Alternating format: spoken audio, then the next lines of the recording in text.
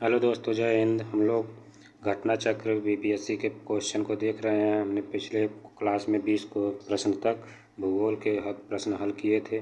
हम आज 21वें क्वेश्चन से देखेंगे। चलिए क्वेश्चन नंबर 21 स्टार्ट करते हैं बिना देरी किए।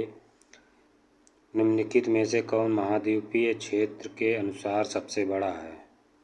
तो सबसे बड़ा कौन सा महाद्वीप है? सबसे बड़ा कौन सा महाद्वीप है? तो देखिए, सबसे बड़ा महाद्वीप इसमें, वैसे सबसे बड़ा एशिया महाद्वीप है, लेकिन इसमें सबसे बड़ा महाद्वीप अफ्रीका है। चलिए को प्रश्न संख्या 22 पे चलते हैं। प्रश्न संख्या 22 कह रहा है, निम्न में से किस महाद्वीप में सबसे अधिक देश हैं? तो किस महाद्वीप में सबसे अधिक देश हैं? तो अफ्रीका महाद्वीप में सबसे अधिक देश हैं। चलिए अगले क्वेश्चन पे चलते हैं। अगले क्वेश्चन पे प्रश्न संख्या 23 है, सर्वाधिक उत्तरी दक्षिणी लंबाई वाली सीमा वाला देश। उत्तर दक्षिण सीमा वाला देश सबसे अधिक बड़ा तो चिली है, सबसे बड़ा चिली है। चलिए प्रश्न संख्या 24 पे चलते हैं। प्रश्न संख्या 24 है, निम्नलिखित में से किस देश में सर्वाधिक द्वीप हैं? सर्वाधिक द्वीप इंडोनेशिया में है। प्रश्न संख्या अगले चलते हैं।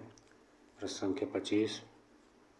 प्रश्न संख्या 25 है, निम्न में से कौन सा द्वीप क्षेत्रफल में सबसे बड़ा है? तो क्षेत्रफल में सबसे बड़ा द्वीप, वैसे तो क्षेत्रफल में सबसे बड़ा द्वीप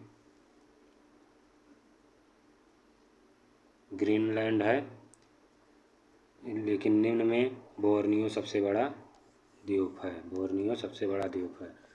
चलिए 26 पे चलते हैं। प्रश्न संख्या 26 कह रहा है, निम्नलिखित में से कौन सा देश भौगोलिक क्षेत्र की दृष्टि से सीमा रहित सबसे बड़ा देश है? सीमा रहित सबसे बड़ा देश है जापान। सीमा रहित सबसे बड़ा देश है। प्रश्न संख्या 27 पे चलते हैं। प्रश्न संख्या 27, भौगोलिक क्षेत्र की दृष्टि से जापान का सबसे बड़ा द्वीप, तो जापान का सबसे बड़ा द्वीप होन्शु है। इसी पे जापान की राजधानी टोक्यो स्थित है। प्रश्न संख्या 28 पे चलते हैं। ग्रीनलैंड निम्न देशों में से किस देश का भाग है? तो ग्रीनलैंड डेनमार्क का भाग है। डेनमार्क का भाग है। प्रश्न संख्या 29 पे चलते हैं। प्रश्न संख्या 29 कह रहा है, महाद्वीपीय बहाव का सिद्धांत किसके द्वारा विकसित किया गया? तो महाद्वीपीय बहाव सिद्धांत वेगनर के द्वारा विकसित किया गया। प्रश्न संख्या 30 पे चलते हैं। प्रश्न संख्या 30 है, आग्नेय चट्टानों के लिए निम्नलिखित में से कौन सा कथन सत्य है? आग्नेय चट्टानों के लिए निम्नलिखित में से कौन सा कथन सत्य है? तो इसका वे क्रिस्टलीय तथा अक्रिस्टलीय दोनों ही होती हैं, यानी सी ऑप्शन इसका सही है।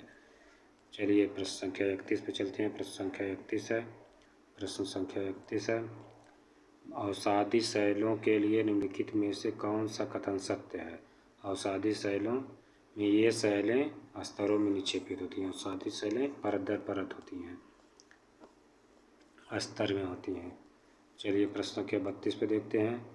तो लिखा है, निम्नलिखित में से कौन से कथन एस्कर और ड्रमलिन के संबंध में सही है? एस्कर और ड्रमलिन के संबंध में कौन सा कथन सही? तो इसमें एस्कर क्रूड बेडेड बजरी और रेत की लकीरें हैं, ये तो सही है, ये सही है। दूसरा ऑप्शन है, ड्रमलिन ज़्यादातर बोल्डर और मिट्टी की बने होती है, ये भी सही है। अंडे की टोकरी स्थलाकृत एस्कर युक्त इलाकों की विशेषता है, ये वाला सही नहीं है, 3 वाला सही नहीं है। और चलते हैं चौथा देखते हैं, चौथा क्या है?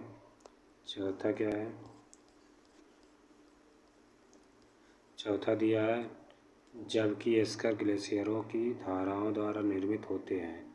एस्कर ग्लेशियरों की धाराओं द्वारा निर्मित होते हैं, ड्रमलिन ग्लेशियर की क्रिया से उत्पन्न, ये भी सही है। यानी 1, 2, 4 ऑप्शन सही है। प्रश्न संख्या 33 पे चलते हैं। प्रश्न संख्या 33 है, माउंट एटना है। माउंट एटना एक ज्वालामुखी पर्वत है। माउंट एटना एक ज्वालामुखी, सक्रिय ज्वालामुखी है। चलिए को प्रश्न संख्या 34 पे चलते हैं। ज्वालामुखी से ही चोटी बन गई है।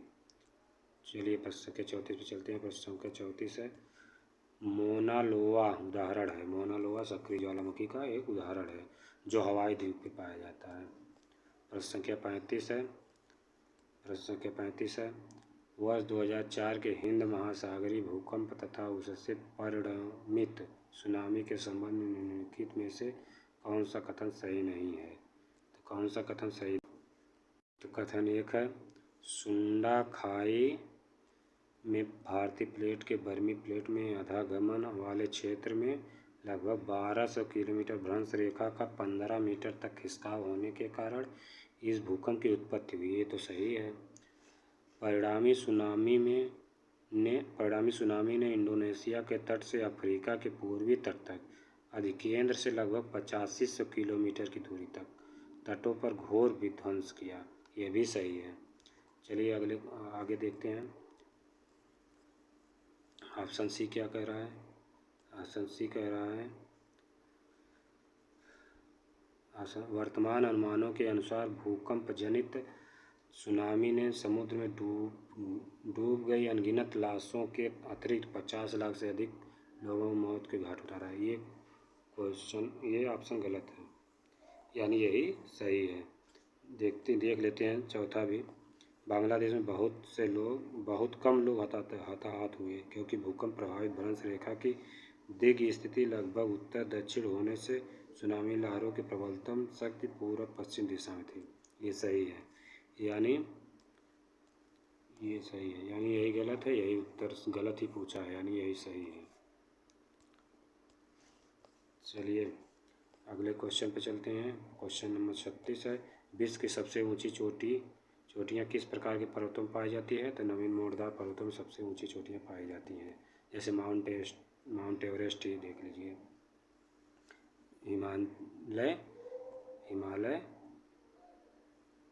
हिमालय मोड़दार पर्वत है।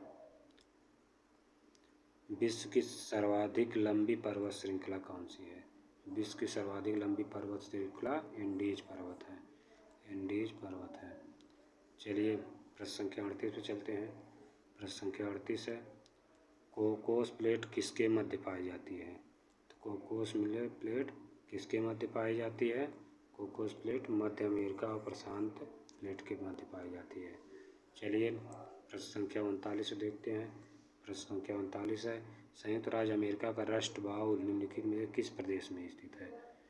तो इसमें से कोई नहीं ऑप्शन है, मुझे तो इसमें से तो एक से अधिक दिख रहा है। चलिए देखते हैं, इसके थोड़ा से विस्तृत जानकारी लेते हैं। रस्ट बाउल या रस्ट बेल्ट संयुक्त राज्य अमेरिका का उत्तर पूर्वीय क्षेत्र है। यह लौह उत्पादन करने वाला आर्थिक क्षेत्र है।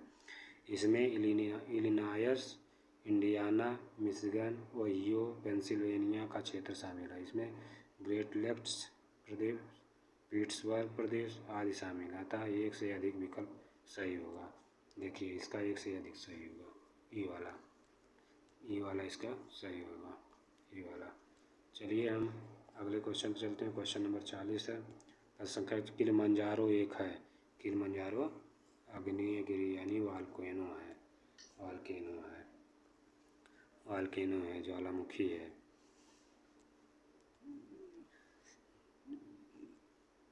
गोबी का मरुस्थल चीन में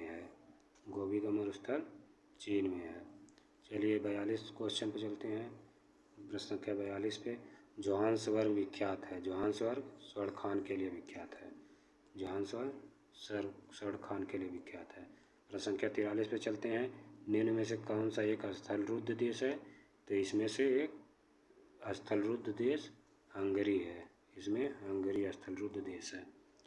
चलिए अगले क्वेश्चन पे चलते हैं। अगला क्वेश्चन है, इजराइल की उभयनिष्ठ सीमाएं लेबनान, सीरिया, जॉर्डन, मिस्र के साथ लगती हैं। चलिए अगले क्वेश्चन पे चलते हैं। अगला क्वेश्चन है, संसार की छत किसे कहते हैं? तो संसार की छत पामीर के पठार को यानी पामीर को कहते हैं। चलिए प्रश्न संख्या 46 पे चलते हैं। तो प्रश्न संख्या 46 है, पूर्वी समुद्र की स्वामिनी का नाम श्रीलंका है। श्रीलंका को पूर्वी समुद्र की स्वामिनी कहा जाता है। प्रश्न संख्या 47 देखते हैं। प्रश्न संख्या 47 है। पृथ्वी की सतह का वह भाग जो पानी से ढका है लगभग है 2/3 क्षेत्र है। चलिए प्रश्न संख्या 48 चलते हैं। समुद्र तल पर पृथ्वी के केंद्र के सबसे निकट स्थान, तो सबसे निकट स्थान उत्तरी ध्रुवी है। सबसे निकट का स्थान उत्तरी ध्रुवी है। प्रश्न संख्या 49 चलते हैं। प्रश्न संख्या 49 देख लेते हैं। प्रश्न संख्या 49 कह रहा है 64,000 किलोमीटर लंबाई एवं 2,000 किलोमीटर से 2,400 किलोमीटर चौड़ाई वाला ये कटक उत्तरी एवं दक्षिणी अटलांटिक महासागरीय द्रोणी के मध्य से गुजरता हुआ हिंद महासागरीय द्रोणी और फिर ऑस्ट्रेलिया तथा अंटार्कटिका के बीच से दक्षिणी प्रशांत महासागरीय द्रोणी में प्रवेश करता है। यह कटक है। देखिए कितना बड़ा, कितना लंबा कोटेशन दिया है, कितना लंबा, इतना लंबा कोटेशन दिया है। समझिए कितना बड़ा दिया है पूरा विस्तृत। तो इसका उत्तर हो जाएगा डी, मध्य महासागरीय कटक, मध्य महासागरीय कटक। प्रश्न ही देख के दिमाग खराब हो जा रहा है इसकी लंबाई को। प्रश्न संख्या 50 गल्फ स्ट्रीम है। गल्फ स्ट्रीम एक महासागरीय धारा है। गल्फ स्ट्रीम एक महासागरीय धारा है। तो दोस्तों हम आज पहले पार्ट और इस पार्ट को मिला के 50 क्वेश्चन पूरा कर लिए हैं और अगले पार्ट को हम दूसरे क्लास में देखेंगे। चलिए जय हिंद, वंदे मातरम।